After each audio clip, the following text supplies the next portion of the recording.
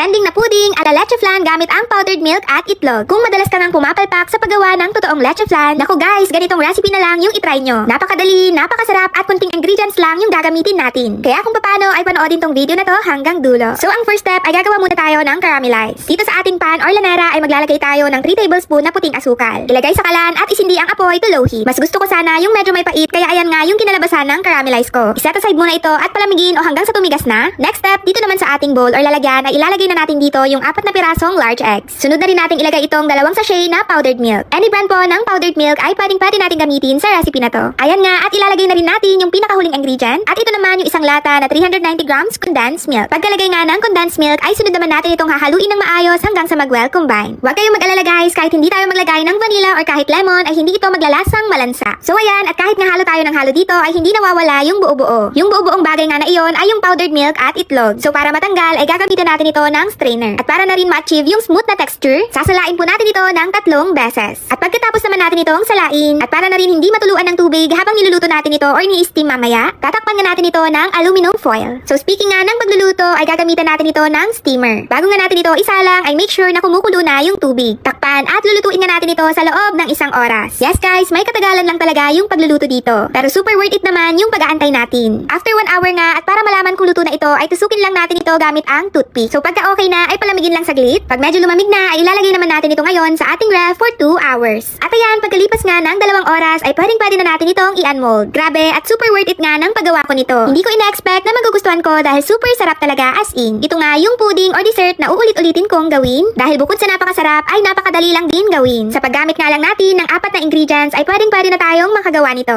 Perfect din tong ihanda sa mga special occasions. Kaya naman kung may mga ingredients ka dyan, itry mo na agad tong ating for today's recipe.